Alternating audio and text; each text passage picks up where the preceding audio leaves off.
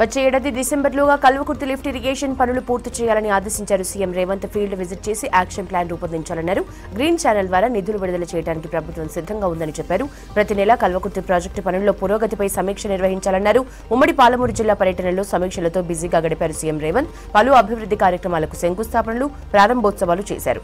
మహబూబ్ నగర్ కలెక్టరేట్లో జిల్లా అభివృద్ధిపై అధికారులు, ప్రజాప్రతినిధులతో సమీక్ష నిర్వహించారు.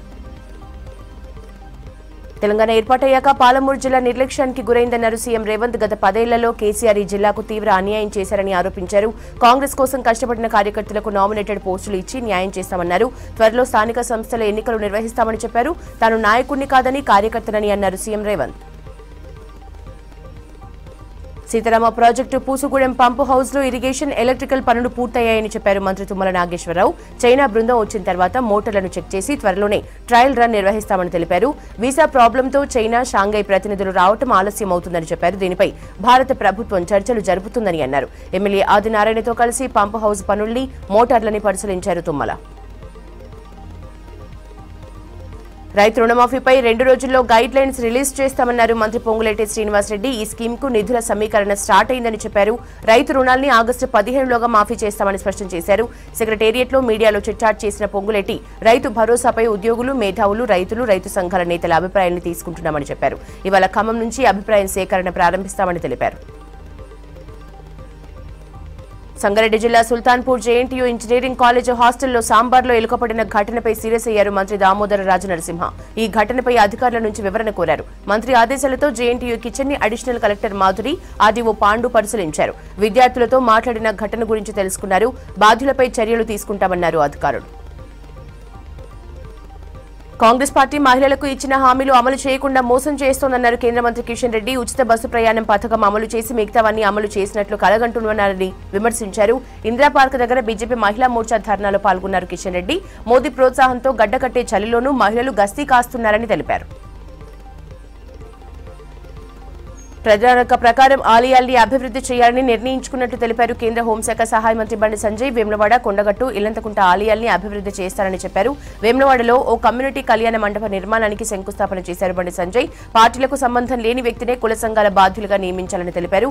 రాజకీయ జోక్యం పెరిగితే కుల సంఘాలు చీలే ప్రమాదం ఉందన్నారు సంజయ్. పార్టీ ఫిరాయింపులపై హాట్ కామెంట్స్ చేశారు మాజీ మంత్రి BRS MLA Harish Rao. Party ఫిరాయింపులతో ఏ పార్టీకి లాభం ఉండదన్నారు. గతంలో తాము ఎమ్మెల్యేల్ని చేర్చుకోవడం వల్ల ఎలాంటి లాభం జరగకపోగా నష్టమే జరిగిందన్నారు Harish.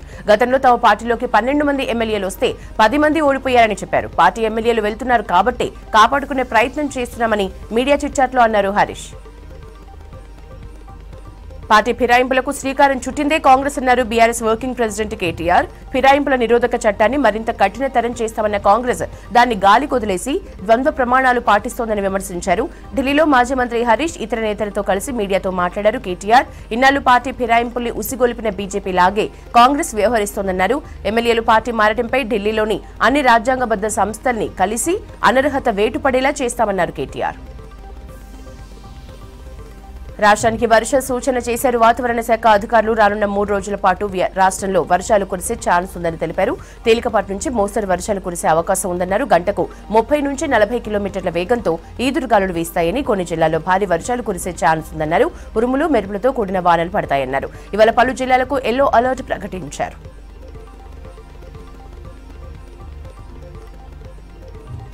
NEET UG exam leakage కేసులో మరో 2ని అరెస్ట్ చేసింది సీబీఐ. అరెస్ట్ అయిన వారిలో ఒకరు నీట్ అభ్యర్థి కాగా మరొకరు మరో నీట్ అభ్యర్థి తండ్రిని గుర్తించారు. నిందితులిద్దరిని బీహార్గా అధికారులు గుర్తించారు. ఒకరిని నలంద జిల్లాలో, మరొకరిని గయా జిల్లాలో అరెస్ట్ చేసింది సీబీఐ. మొన్న నీట్ యూజీ ఎగ్జామ్ లీకేజ్ కేసును విచారించింది సుప్రీంకోర్టు. ఈ సందర్భంగా నీట్ లీకేజ్ జరిగింది అనేది వాస్తవమని తెలిపింది. లీక్ అయిన ఎగ్జామ్ పేపర్ ఎంతమందికి చేరింది అనేది తేలాల్సి ఉందంది. నీట్ పరీక్షలో అవకతవకలు జరిగినా, నేరం చేసిన వారిని గుర్తించలేకపోయినా నీట్ రీటెస్ట్ కి ఆదేశిస్తామంది సుప్రీం ధర్మాసనం. తదుపరి విచారణ గురువారానికి వాయిదా వేసింది. ఉత్తరప్రదేశ్లో పర్యటించారు విపక్ష నేత రాహుల్ గాంధీ. రాయ్బరేలీలోని షాహిద్ స్మారక పార్కును సందర్శించారు రాహుల్.